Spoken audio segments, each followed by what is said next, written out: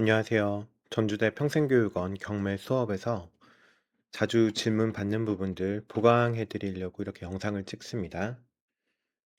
저희가 전주대 평생교육원에서 경매 수업에서는 재개발, 재건축 내용을 약간 총론처럼 다루긴 할 건데, 이제 원칙적인 내용을 떠나서 실제로 이 시세가 맞는 건지, 비싼 건지, 싼 건지, 이런 것들을 확인하기 위해서 약간의 지식이 필요한 부분들이 이제 질문을 듣다 보면 필요하신 것 같아요. 그런데 저희가 재개발, 재건축 내용을 넣기 시작하면 굉장히 분량도 많아지고 특정 구역 안에서도 시세가 굉장히 다양하기 때문에 결국 시세 판단은 본인이 할 수 있어야지 이제 급하게 나오는 물건들도 싸게 잡을 수 있는 그런 기회가 생길 수가 있습니다. 그래서 일단은 어떤 식으로 매물을 보는지 정도에서 오늘 영상 길지 않게 찍도록 하겠고요. 저희가 최근에 질문을 한 7분 넘게 상도동을 말씀을 해 주셨어요. 그래서 상도도 제가 작년, 재작년, 뭐 3년 전에도 제 지인들한테도 추천을 해 줘서 이제 많이 오른 구역이긴 합니다. 그래서 어떻게 물건을 볼지, 재개발 물건에 대해서 접근하는 걸 어떻게 해야 될지, 시세 파악하는 것과 관련한 내용을 조금 살펴보도록 하겠습니다. 일단 이제 입지 분석이 필요하겠죠. 저희가 상도가 어디 있는지 잘 모르시는 분들도 계실 텐데, 나이 드신 분들은 예전에 뭐 김영삼 대통령이 상도 출신이어서 상도동에 대한 기억이 있으신 분도 계실 겁니다. 그런데 저희가 서울 지도를 전체적으로 보면은 이제 뭐 서울이 이렇게 넓게 있는데 상도가 살짝 치우쳐 보이긴 하죠. 그런데 실제로는 상도가 굉장히 교통적으로는 편리한 곳입니다. 왜 그러냐면 저희가 대학생 자녀를 둔 학부모분이시라든지 아니면 서울에서 대학생을 하셨던 분들은 이제 주로 2호선 라인을 타고 대학교들이 많이 있는 것을 아실 수가 있을 거예요. 뭐 신촌에 있는 이대, 서강대, 연대, 그다음에 뭐 한양대, 건대, 또 이쪽으로 오면은 서울대 뭐까지 해 가지고 대학교들이 굉장히 많이 있는 2호선 라인이죠.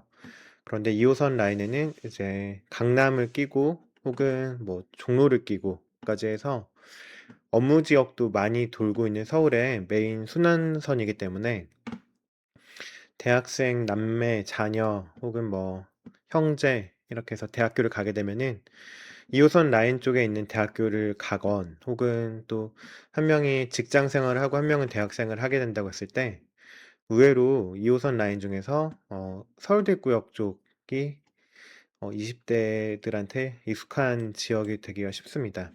뭐 신촌에서 대학교를 다닌다든지 또 강남에서 뭐 직장 생활을 한다든지 이럴 때도 중심 쪽이 서울대 입구역이고요.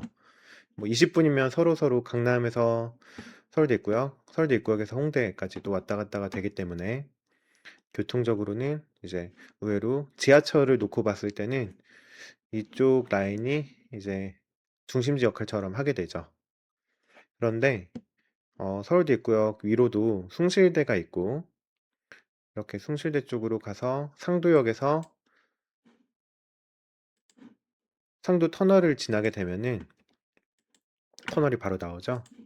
바로 이제 한강이 나오고 한강을 건너가면 용산역이 나옵니다.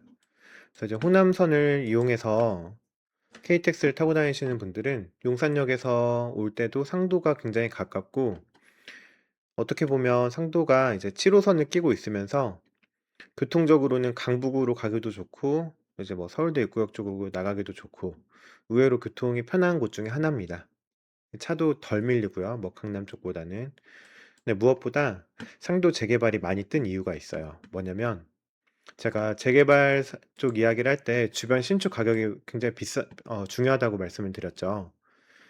저희가 상도역을 끼고서는 보면은 여의도야 뭐 예전부터 부촌이었으니까 지금도 굉장히 비싼 시세를 형성을 하고 있습니다. 한 번씩 찾아보시고요. 네, 뭐 반포야 뭐 서울에서 지금 제일 비싼 아파트들이 즐비하게 있으니까 반포, 여의도, 뭐 이촌도 가까운데 특히 여기 흑석동 여기도 원래 재개발되기 전에는 굉장히 산골짜기 같은 곳이었었죠. 그런데 흑석이 이제 보시면 아크로 리버하임 이런 데가 뭐 30억을 호가하고 있어요. 지금 30억 금방 넘어갈 텐데 30억 그다음에 특히 이 노량진이 최근에 분양하는 가격들이 20억 대 후반이거든요. 이거 세금까지 다 합치면 30억 금방 찍을 수가 있게 되는데, 흑석, 노량진이 여기 상도와 굉장히 가깝습니다. 상도 부근에서는 원래는 제일 비싼 아파트가 이제 22억 후반대 실거래가 찍었는데, 여기 25억 올해 금방 넘을 거예요. 나중에 올해 말에 한번 가격 어떻게 되는지 보시고, 흑석에 지금 대장이 이제 상도 이편한 세상 노빌리티라고 아시면 됩니다. 여기가 예전에 이시연이라는 배우가 이제 이시연 아파트라고 TV에 많이 나왔었죠. 이게 벌써 19년도 이야기인데, 지금 한번 여기가 가격이 올라가면서 아크로 리버 하임이라는 제가 방금 보여드렸던 흑석동에 한강뷰가 나오는 이 아파트로 이사를 갔습니다. 벌써 두 개 시세 차이가 5억, 6억, 7억, 8억 이렇게 많이 나죠. 이렇게 하나가 청약이 당첨이 되건 대출을 맥스로 끼고 제일 좋은 거를 사놓아야지, 이게 오른 거를 가지고 대출을 좀 더 받고 돈을 모아서 더 좋은 물건으로 갈아탈 수가 있습니다. 그래서 결과적으로는 대출을 꼭 끼고 제일 좋은 거를 사놓는 게 너무 중요한 시기인데, 지금 대출이 다 막혀버렸죠. 대출이 어느 정도 막혔냐? 뉴스가 어제도 그제도 많이 떴는데, 이번 주에도 작년 10월 달에 대출 제한 정책이 나왔었죠. 그 이후에 올해 지금 또 대출 6억 나오던 것이 3억으로 갑자기 줄면서 잔금 쳐야 되는 분들이 굉장히 멘붕에 빠져 있어요. 근데 대출을 끼고라도 비싼 아파트를 잡아야 내가 월 부담이 크지만 그 아파트 가격 자체가 올라가는 속도가 너무 빠르기 때문에 이득이었는데, 지금 대출을 막아버리니까 문제가 어떻게 되냐? 지금 뭐 10억대 아파트들조차도 많이 올라 버렸죠. 대출 제한이 15억부터 촘촘하게 달라붙는데, 그러다 보니까 15억까지 아파트가 다 금방 올라와 버렸습니다. 작년에 뭐 7, 8억대 하던 아파트들 거의 다 15억대까지 쭉 올라와 버렸고, 방금도 뭐 이렇게 카톡 온 거 보니까 어 용인 성북지구 수지 옆에 성북도 지금 18억 신고가가 나왔다고 하네요. 그러니까 작년 10월 15일 이후에 용인도 지금 5억 정도씩 다 올라 버렸습니다. 1년 사이에, 서울이 아니에요, 용인이나 뭐 이런 데까지도 5억씩 오른 단지가 질비하다. 대출 제한을 뭐 15억까지로 맞춘다 그러면 15억으로 붙어버립니다, 가격이. 그래서 문제는 뭐냐?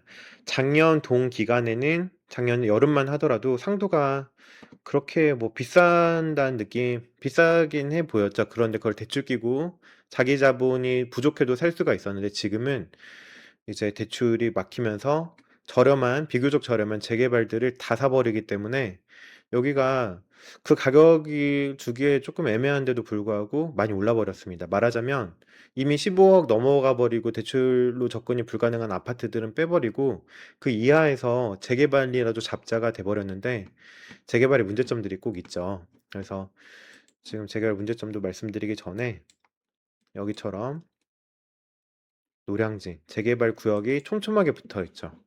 그리고 여기도 흑석도 대규모 뉴타운이 여기 완공이 돼서 지금 이제 빠져 있는데, 다 재개발 구역이에요, 사실. 그래서 여기 완공돼서 빠졌다. 그런데 흑석이 가까운데도 불구하고 지금 가격이 그래도 작년보다 올랐지만, 이 노량진이나 흑석에 비해서 저렴했기 때문에 여기를 많이 샀다. 근데 보시면은 이제 재개발 일반론을 한번 봐야겠죠. 노량진은 지금 보시면 다 재개발이에요, 그냥. 그래서 눌러보시면은 도시정비법에 의한 재개발 사업으로 진행 중인데, 흑석은 무슨 신통이 이렇게 많이 붙습니다. 그러면 신통과 이렇게 파란색으로 표시된 재개발이 다르냐? 지금 여기도 재개발인데 여기는 신통이 붙어 있죠. 저희가 재개발 재건축 수업 시간에 다뤄드리지만, 이제 재개발 재건축 일반론을 보시면 이게 저희가 나눠드렸던 자료인데, 재개발은 재건축 포함해서 도시정비법이라는 법에 의해서 진행이 됩니다. 제가 도시정비법이 중요한 이유는 말씀을 드렸죠. 조합 설립이 되게 되면은 재개발 사업에 반대하는 조합원들의 땅까지도 빼앗아 올 수가 있어요, 현금청산이라는 제도로. 그래서 재개발 사업이 진행이 잘 된다. 지주택에 비해서 이제 반대하거나 알박기 하는 사람 물건을 그냥 현금 청산 가격으로 굉장히 저렴한 가격으로 가져와 버릴 수가 있기 때문에 지주택이 그게 안 돼서 힘든 거에 비하면 재개발이 빨리 된다고 말씀을 드렸습니다. 근데 과거와 달라진 점이 무엇이냐면 과거에는 정비구역 지정을 일단 하게 되면은 그 구역 안에서 묶어 놓고 조합 설립도 하고 끌고 나가기 때문에 정비구역으로 일단 묶는 게 중요했거든요. 예를 들면은 여기도 지금 도심공원으로 지금 한창 주민 설명회 하고 분위기가 달아오르고 있는데 여기도 건영 약수 맨션이라는 이 아파트를 서울시에서는 넣으라고 하고 권고하고 있어요. 근데 여기를 넣게 되면은 조합원 수가 많이 늘어나게 되죠. 그래서 정비구역으로 넣었을 때 이제 조합 설립 이후에 그런 비용 같은 문제들이 변화가 되게 극심해집니다. 만약에 이곳의 주민들이 여기보다 대지 지분이 많이 넓고 사업성이 좋은 아파트라고 하면은 얘네랑 같이 가는 거를 반대할 수도 있어요. 물론 묶어서 가면 좋은데 여기가 오히려 표가 많기 때문에 이쪽 건영 약소 맨션 것을 이제 저렴한 가격으로 이제 빼앗아 올 수도 있는 것이거든요. 그래서 구역으로 묶는 문제가 굉장히 어려운 문제인데 과거에는 정비구역 지정이 될 때쯤에 추가 분담금도 없다라는 식으로 조금 이제 말을 좋게 말하면서 구역을 지정해 버립니다. 근데 그 이후에 조합 설립되고 진행을 하다 보니까 추가 분담금이 너무 많이 나와서 조합원들 중에서 반대하는 사람들이 나오기 시작해요. 그러면 이제 소송이 시작이 되고 요즘에는 대법원까지 가면 4, 5년까지도 걸리기 때문에 정비구역 지정해 놓고서는 너무 소송전이 난무하느라고 사업 진행이 안 돼 버리는 경우가 많았습니다. 그러다 보니까 정비구역 지정할 때 추가 분담금을 굉장히 구체적으로 고지를 한 다음에 동의 여부를 도장받아 오라 이렇게 바꿔서 버렸습니다. 몇 년 전에. 그러다 보니까 정비구역 지정 자체가 이제 오래 걸리는 거예요. 그래서 서울시에서 오세훈 시장이 신통기획이라는 것을 들고 와서 신속통합기획 약자인데요. 신통기획으로 정비구역 지정 절차까지를 땡겨주는 겁니다. 정비구역 지정 이후부터는 일반적인 재개발이고요. 재개발 정비구역 지정 이전의 절차까지를 도와주는 게 신속통합기획구역이다. 그래서 보시면은 노량진은 신통기획구역이 생기기 전에 오세훈 시장 이전부터 진행이 쭉 되어 왔던 데라서 신통이 붙어 있는 데가 없죠. 근데 상도는 신통에 붙어 있는 애들은 지금 조합 설립 이전 정비구역 지정보다도 먼저인 곳들이 신통기획구역으로 지정이 됐던 곳들이다. 저희가 수업 시간에 많이 쓰는 재개발닷컴이라는 사이트를 눌러보시면은 자, 오늘 뭐 상도 23을 한번 볼 텐데요. 상도 23구역은 진행 현황상 정비구역 지정 전이죠. 그죠? 그래서 신통기획구역이라는 것이 이렇게 정비구역 지정 이전의 단계를 땡겨주는 것이다. 여기도 한번 보시면은 상도 14구역 신통기획구역으로 지정이 돼서 이제 정비구역 지정 여기까지의 절차를 신통 절차로 빠르게 땡겨준 겁니다. 이 뒤부터는 이제 일반적인 재개발 절차대로 진행이 쭉 되는 거예요. 여기 신통기의 상도 15구역도 면적이 굉장히 넓죠. 그래서 여기 상도 재개발 중에서는 큰 편인데 다 정비구역 지정까지를 빠르게 당겨줬습니다. 신통기획구역이 없었으면 더 걸렸을 수도 있을 텐데 이렇게 재개발 재건축 구역이 모여 있을 때 이제 어려운 것이 뭐냐 그게 오늘의 이제 중요한 포인트인데요. 여기를 보시면은 매물들이 굉장히 이제 많이 나와 있습니다. 저희가 네이버 부동산으로 보시면은 여기가 상도 아까 23구역 여기가 말하자면 여기 신통기획구역은 상도 14구역, 상도 15구역은 정비구역 지정이 됐죠. 정비구역 지정이 됐다. 여기가 지났기 때문에 같은 배를 타고 이제 열심히 진행만 하면 됩니다.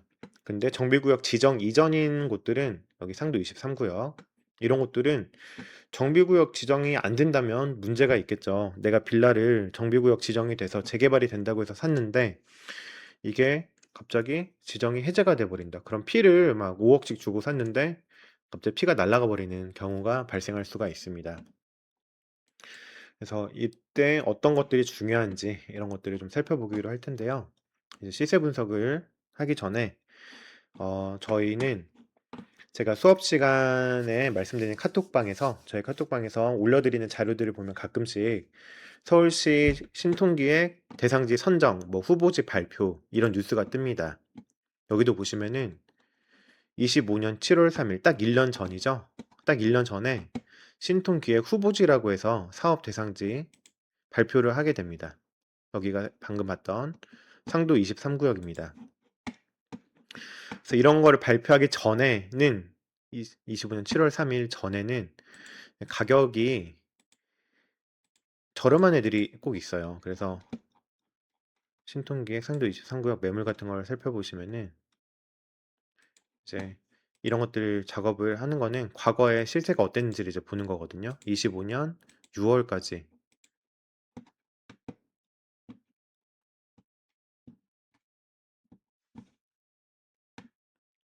5월 30일 뭐 매물 시세가 나와 있는지 한번 봐야겠는데 약간 손품을 팔아 보셔야 되는 거예요. 왜 그러냐면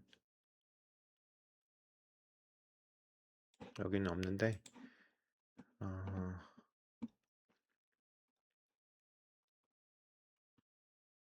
자 매물이 뭐 4억 5억이라고 되어 있는데 이 매물 가격만 봐서는 알 수가 없습니다. 저희는 이 물건의 대지 지분, 지분의 평당 가격, 공주가라고 해서 공시주택 가격 같은 거를 확인을 해봐야 되거든요.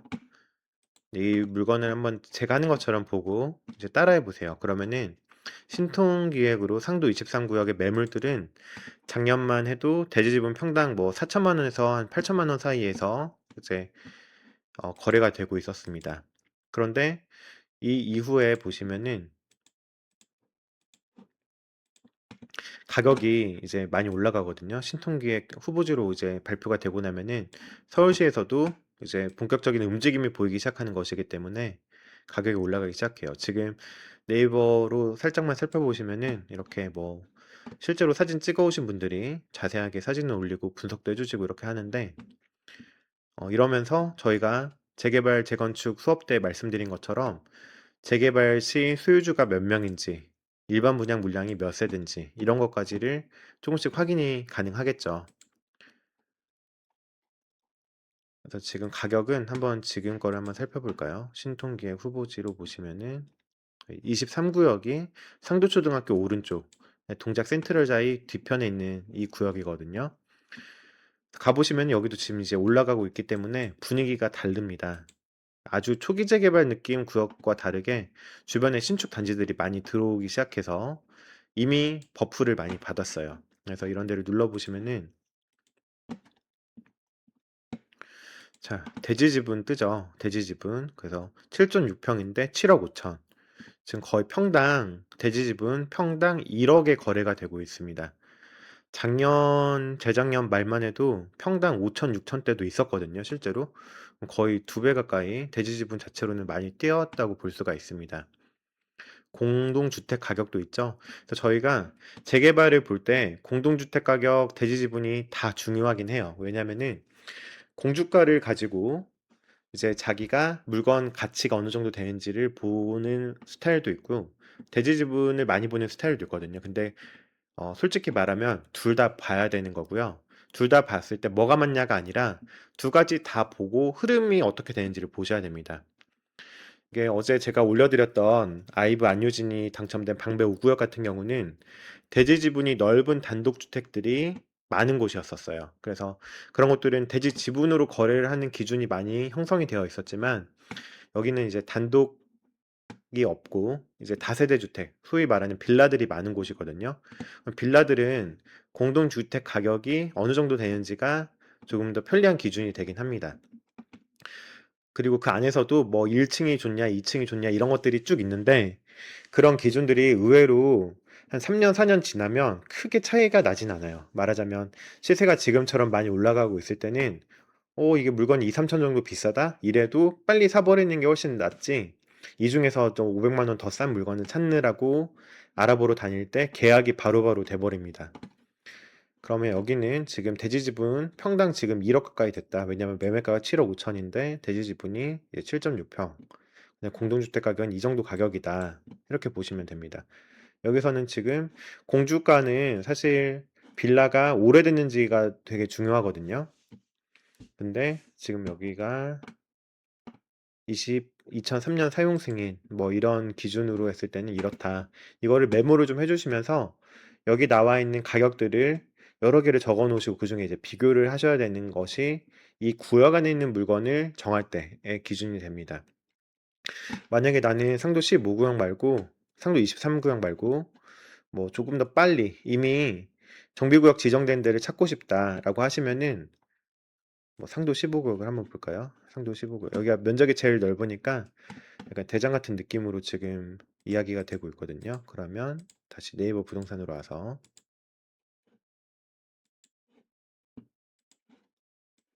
여기가 이제 상도 15 구역입니다. 이런 데 그냥 눌러 보시면은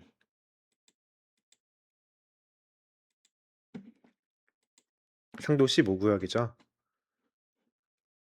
여기 지금 자세한 정보가 나와 있나? 있네요. 이렇게 눌러보시면은 재개발 구역 안에 있는 매물들은 이렇게 대지 지분을 적어줍니다. 대지 지분이 지금 10평이죠. 3.3제곱이 이제 한 평이니까 거의 10평이라고 보시면 되는데 9억 2천. 그죠?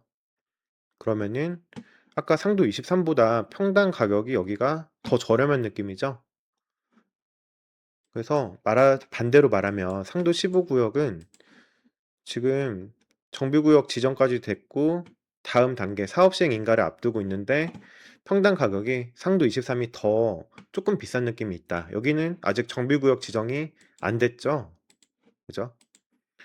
그러면 한번 이유를 살펴보셔야 돼요. 이유를.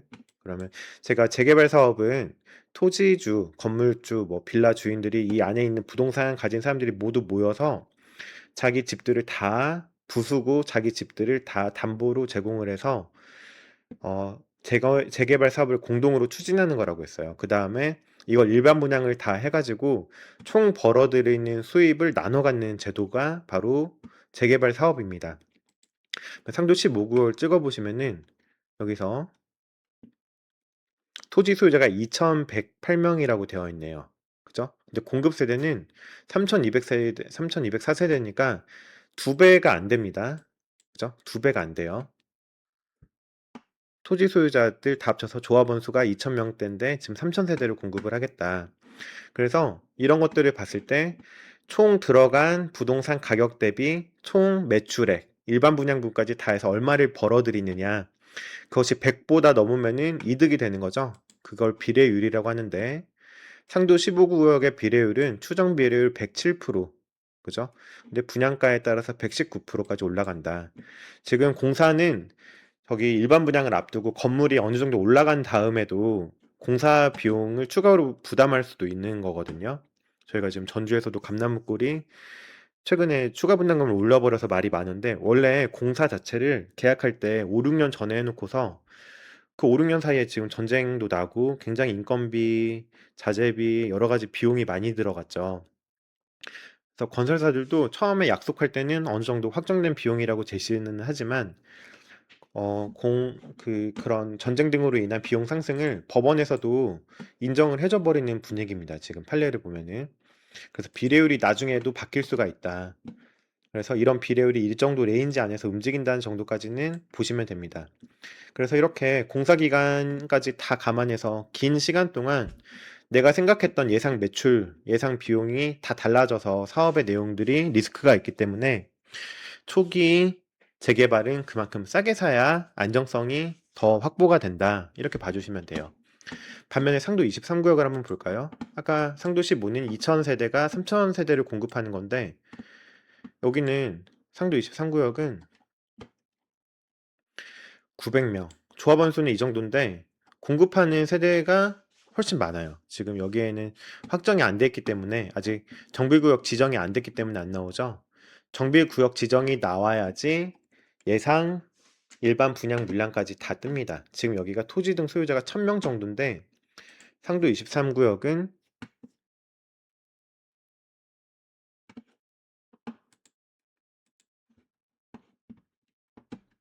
지금 1900세대가 지어질 거라고 해요. 제가 수업 시간에 여기 까르라는 분의 재개발 블로그도 말씀을 드렸었는데 여기가 뭐 100% 정확하다는 아니기 때문에 참고용으로 레퍼런스용으로만 활용을 하시면 됩니다.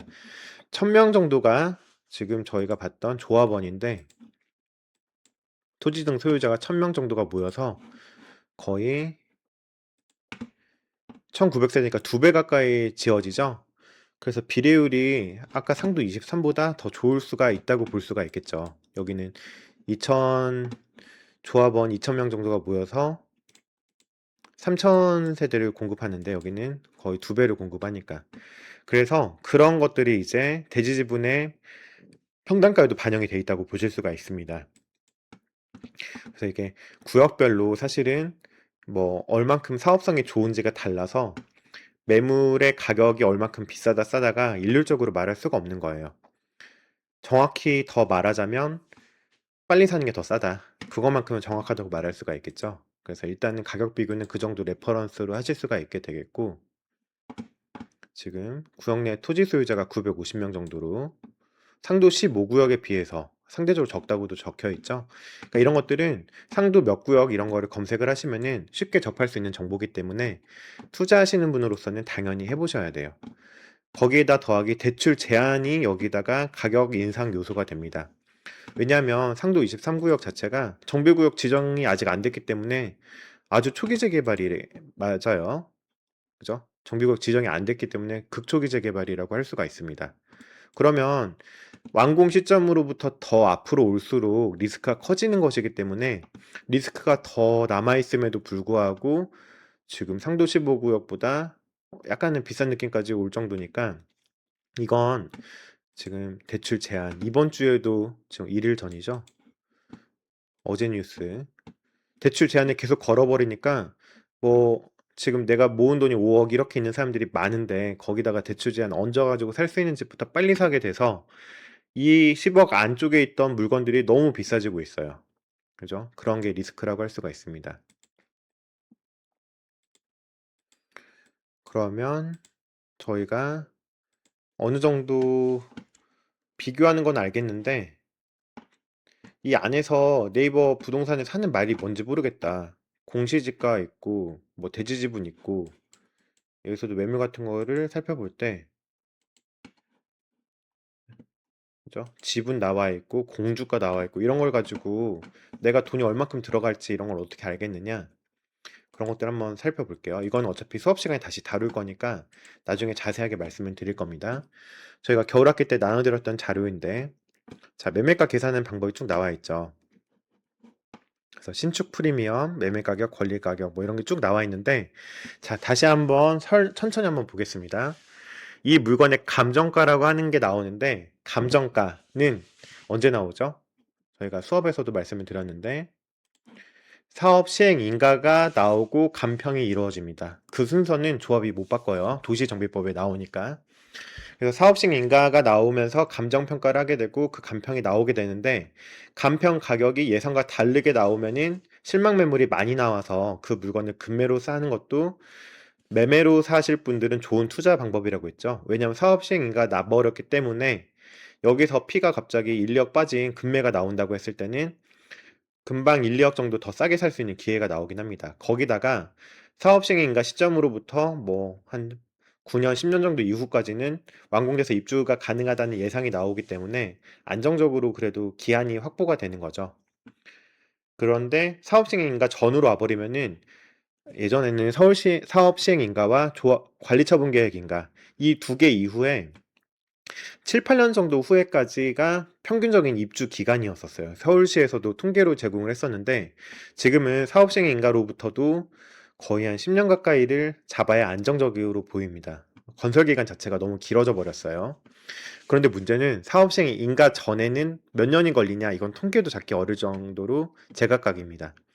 그래서 안정적으로 가져가실 분은 조금 더 비싸게 사더라도 사업 시행인가 이후에 감정평가에서 급매가 나오는 실망 매물을 잡으셔라. 그런데 사업 시행인가에서 나왔다고 하는 그 급매 이야기 방금 보셨죠? 그게 그때 나오는 게 감정가입니다. 감정가. 그죠? 그러면 이 감정가가 나왔을 때 권리가와는 뭐가 다르냐? 권리가는 보시면은 저희가 수업 시간에도 자주 말씀드렸는데 감정가격,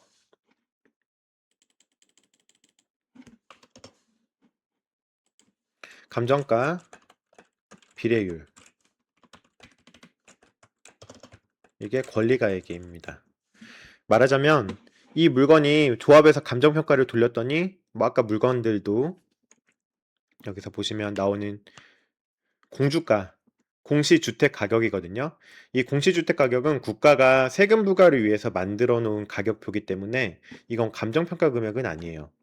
그런데 공주가가 이 정도 나온다. 이 정도 레퍼런스를 가지고 공주가가 비슷한 물건끼리 비교해서 싼 거를 사는 것들이 이제 맞는 방법인데, 공주가, 이거는 국가에서 정한 거. 저희가 말하는 감정가는 조합에서 이제 사업시행인가 직후에 알려주는 감정 내용. 여기다가 아까 상도 23과 상도 15구역 비례율이 다르다고 했죠. 조합원 수와 토지 수의 토지 면적에 비해서 일반 분양이 많으면 비례율이 올라가는데, 감정가가 나와가지고 똑같이 2억인 물건이라고 하더라도 상도 23구역이 만약에 비례율이 뭐 120%까지 나온다. 그럼 내 물건의 권리가가 비싸지는 겁니다. 그런데 비례율 아까 상도 15구역 같은 경우에는 뭐 110% 내외가 나온다고 말은 하는데, 그 비례율은 조합마다 다른 거예요. 구역별로. 그래서 구역별로 더 비례가 좋은 구역은 같은 물건인 줄 알았는데 감정가도 비슷했는데 권리 가액 자체가 달라집니다.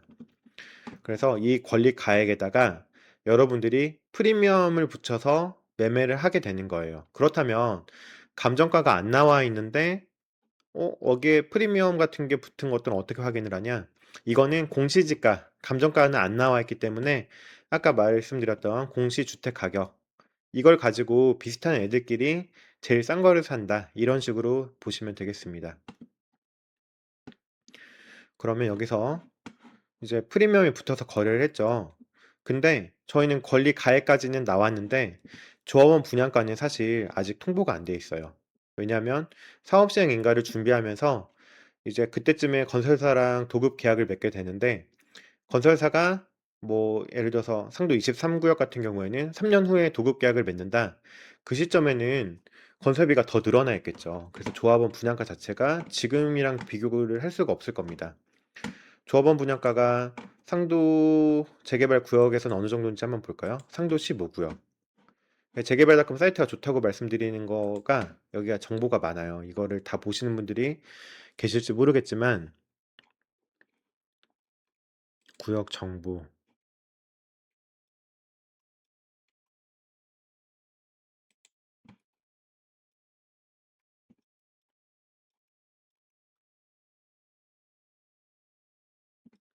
이런 데 보시면은 좁은가 이야기들이 나옵니다. 여기서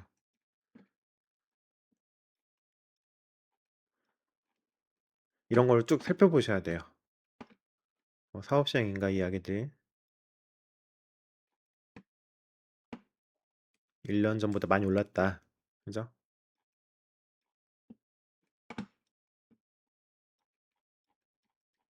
이런 것들을 보시면서 어떤 조합은 이제 공시가 가지고 이야기를 많이 하고 어디는 또 지분 가지고 이야기를 많이 하거든요. 그런 트렌드도 한번 보셔야 돼요. 여기가 지금 아까 게시판에서 봤는데 잘 못 찾겠으니까 그냥 검색을 하면 됩니다. 또 이런 때는 상도 15구역.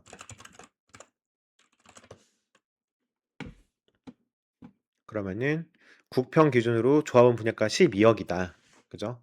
그러면 아까 상도 15구역 국평 분양가는 조합원은 12억이다. 이게 비싼지 싼지를 볼까요? 아까 보시면 제가 주변 신축과 비교해야 된다고 했죠? 자, 이 편은 세상 노빌리티가 지금 23억으로 하겠습니다. 23억인데 상도 15구역 위치가 아까 여기 정도 되거든요.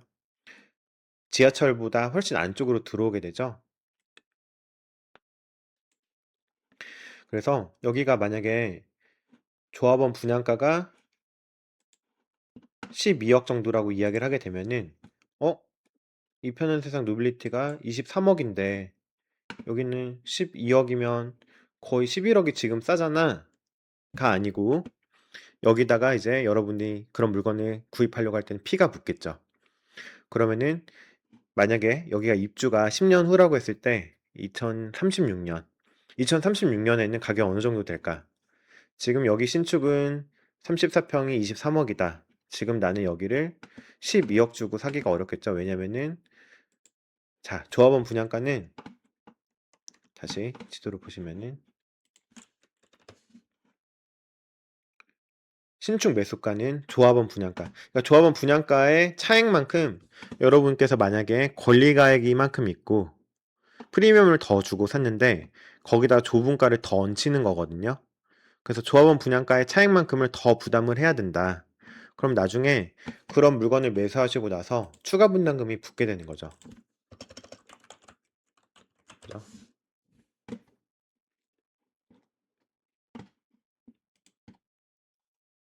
그래서 지금 여기를 뭐 9억, 10억 주고 샀는데 추가 분담금이 여기는 자세히는 지금은 안 나오지만 나중에 추분 뭐 5억, 6억 이런 식으로 붙게 됩니다. 그러면은 지금 36년에 입주할 거를 추가 분담금까지 합쳐서 그것을 총투라고 부르는데 총투자금, 그죠?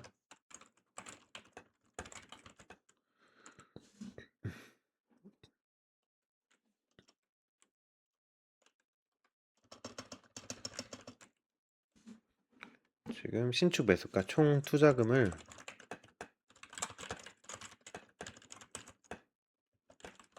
분담금 이렇게 되죠. 그래서 매수하고 프리미엄에다가 분담금까지 다 합치셔야 되는 거죠. 그래서 상도시 묘구역도 매매를 하고 나서 추가 분담금이 추가로 이제 들어가게 되는 겁니다. 그래서 이렇게 가격 안에 다 뜯어서 내용들이 쪼개져 있기 때문에 내가 지금 이거를 9억 2천에 샀다고 하더라도 여기서 추가 분담금은 더 붙는다. 그죠? 이런 내용들이 지금 여기가 사업체행 인가가 나면서 구체화될 예정이에요. 그래서 내가 지금 사는 거는 P만 주고 추가 분담금 확정이 안 돼서 어느 정도까지 올라갈지 모르겠지만 약간의 리스크를 가지고 있기 때문에 그게 불안하면 앞으로 더 빨리 오를 것 같다고 생각하면 사는 거고 그게 아니고 지금 조합원 분양가 이런 것도 안 나와 있는데 P가 너무 비싼 것 같다. 그럼 좀 기다려야 되는 거죠. 그래서 저희가 재개발 경매로 구입을 해야 된다. 이런 결론으로도 많이 가게 되는 거고요. 어떻게 보면 지금 정부에서 대출 규제를 하는 바람에 가격이 10억 아래쪽에 있던 애들이 꽉 차버렸습니다. 10억까지 올라붙어 버렸어요. 그런데 여기를 만약에 상도 23을 아까 말씀드렸듯이 비례율이 좋아 보이는 것 같은 것까지 계산을 해가지고 뭐 7억 5천에 샀다. 근데 여기다가 뭐 자기의 보시죠 한번 7억 5천 주고 삽니다. 7억 5천에는 공주가 대지지분만 가지고 판단을 한 거예요. 대지지분도 지금 이 구역 안에서는 좀 비싸게 상도 다른 재개발 구역보다는 비싼 느낌으로 지금 평당 1억 가까이 주고 사게 되는 거죠. 그렇게 됐을 때 지금 확정되는 거는 아직은 없습니다. 이 그래프에서는 감정가가 어느 정도 나올지가 안 나와 있죠. 왜냐하면 감정가는 비례율이 나와야 되기 때문에. 그래서 지금은 주변 가격들을 보고 상도 15구역과 비교를 해가지고 쭉 가져가는 건데 지금 상도 15구역과 비교를 했을 때는 지금 대지지분 자체로는 상도 23이 오히려 좀 더 비싼 느낌이 있다. 비례율 때문이죠. 아직 단계가 더 초기임에도 불구하고 조금 더 비싸다. 그럼 상도 15가 저렴한 것이냐? 상도 15구역과 이제 이편한 세상 상도 노빌리티 이 두 개를 가지고 또 비교를 해야 되는 건데 여기를 봤을 때는 지금 시세들이 여기도 이렇게 보시면 쉽습니다.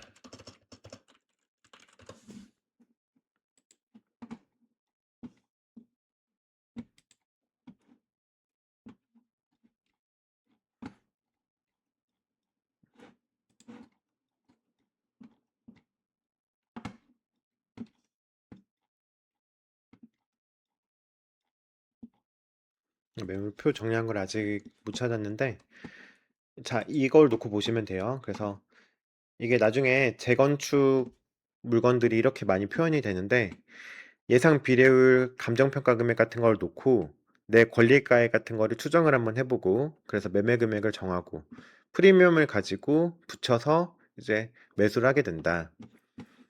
그러면은 주변 신축과 비교를 했을 때 내가 지금은 상도 15구역 같이 좀 더 앞에 있는 물건을 가지고 이야기를 해보면은 공시가격과 그 다음에 예상 추가 분담금, 예상 조합원 분양가 정도가 확정되어 있는 물건을 가지고 P를 얼만큼 더 붙여서 거래를 하느냐 이것까지를 보고 판단을 하게 되는 거죠.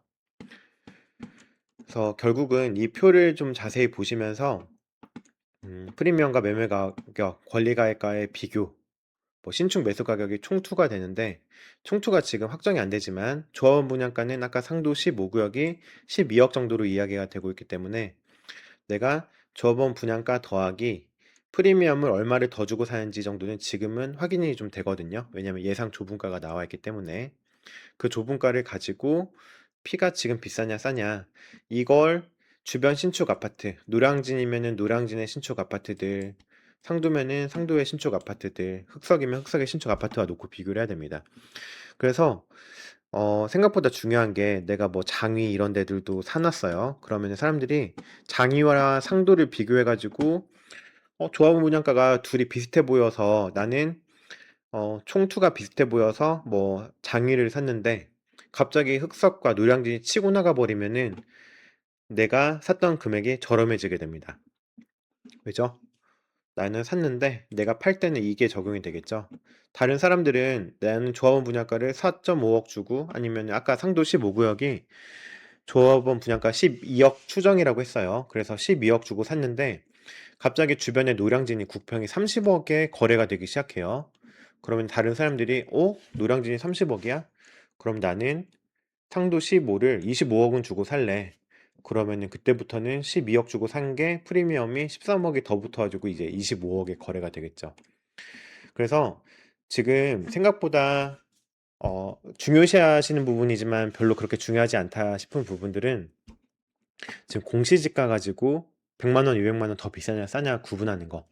그거는 사실은 상당히 어려워요. 어렵고 내가 아까 보셨듯이 상도 15, 상도 23 내가 어차피 돈이 마련된 시드 안에서 찾다 보니 그런 구역을 골랐는데 상도를 골랐는데 상도 안에서는 지금 진행 단계들이 다 다르거든요. 그래도 상도는 여기는 좀 뭐지? 도심공공 상도 17보다는 좀 빠르고 상도 16은 지금 보시면은 대상지 선정은 됐어요. 기획 완료가 됐다. 상도 23은 기획 완료까지 됐다. 뭐 상도 14는 사업 시행인가 전이고 정비구역 지정까지 됐다. 더 빠르죠? 그러면 더 빠르네, 더 느리네. 근데 비례율이 여기가 더 좋아 보인다. 이 정도 선에서 본인이 결정을 하는 거고, 그래서 상도 23을 만약에 골랐다. 그러면은 지금은 나오는 지표가 대지지분과 공시주택 가격밖에 없죠. 그럼 이 구역 안에서 공시주택 가격과 그 다음에 대지지분 놓고 제일 저렴하게 책정된 물건을 고르는 겁니다. 그래서 지금 작년보다 올해가 프리미엄이 지금 한 2억에서 3억 가까이 지금 오른 상황이에요. 그래서 공시가격 같은 거는 크게 변한 건 없는데 피만 1, 2억씩 붙어버렸죠. 그래서 지금 저희가 중요한 거는 어디가 제일 더 싸냐, 1,000만 원, 2천만 원 더 싸냐 보다는 내가 가진 가격 안에서, 시드 안에서 접근 구역, 가능한 구역이 어디냐, 대출까지 끼고, 그게 뭐 장이냐, 흑석이냐, 거여 마천이냐, 거여 마천도 저희가 작년 초에 말씀드렸던 것보다 거의 4, 5억씩 올라 버렸는데, 그죠? 지금은 내가 가진 구역 안에서 들어가는 게 중요하다. 돈 가지고 어느 구역으로 갈 수 있는지를 보고 그 안에서 제일 좋은, 제일 싼 물건을 잡는 게 중요하다. 그래서 이런 걸 공부를 많이 하지만 실제로는 그게 중요하지는 않아요. 내가 시드가 있고 재개발 초기 물건을 매매로 사겠다는 결정이 들면 그 구역 정하고 빨리 그 안에서 싼 것만 찾으면 됩니다. 그것보다 저희가 경매가 더 저렴하니까 경매로 사자고 하는 거고요. 경매 물건들은 말씀드렸듯이 신통기획 후보지 선정이 된 구역은 금방 또 올라가기 때문에 그 직전인 구역들. 저희가 경매 임장을 많이 가보시라고 할 때 그 물건만 보시라는 게 아니에요. 그 중개사 사무실을 가보시면은 뭐 상도도 이 지역이 예를 들어서 작년 대상지 선정되기 전에 봄이라면 25년 봄에 여기를 가보시면 중개사 사무실들이 여기 지금 뭐 동의서 걷고 연본부여를 한 해 만에 말들이 많다. 이 주변이 상도 15, 상도 14, 신통기획 지정이 됐으니 여기도 금방 된다. 노후도도 되고 여기도 금방 될 거예요 라고 말했을 때 그래요. 여기 아직 신통기획 후보지가 안 됐는데 이러고 있었을 때는 훨씬 저렴하겠죠. 근데 작년 7월에 아까 뉴스 보셨듯이 그런 직후부터는 마구 올라가기 때문에 임장을 다니시면서 그런 정보를 얻으시라는 거죠. 뭐 화곡동 이럴 때도 목동 쪽이 지금 진행이 되면은 버프를 많이 받을 텐데, 그런데 다니시면서도 연번부여 이 구역도 보셨을 거예요. 사실 여기도 임장 가신 분들 계시는데 이런 움직임을 보시라는 겁니다. 그래서 아예 신통계 후보지 되기 전에 매수를 하시면은 진짜로 1, 2억 정도가 더 저렴하게 매수가 되거든요. 그래서 후보지 발표가 나고 정비구역 지정되고 팔면은 피가 금방 3, 4억씩 붙어버린다. 그런 것들을 하러 저희가 경매도 임장도 열심히 다니게 되는 겁니다. 마지막으로 하나 또 말씀을 드려보자면, 자, 주의사항이죠. 저희가 초기 재개발을 보는 이유는 뭐냐? 저희가 투자 자금 대비 수익률이 제일 높아서 그렇습니다. 저희가 경매 수업 때 계속 말씀을 드리고 있는 부분인데 무엇이냐? 어, 자, 부가현 3구역, 염리 3구역 말씀을 자주 드렸어요. 여기서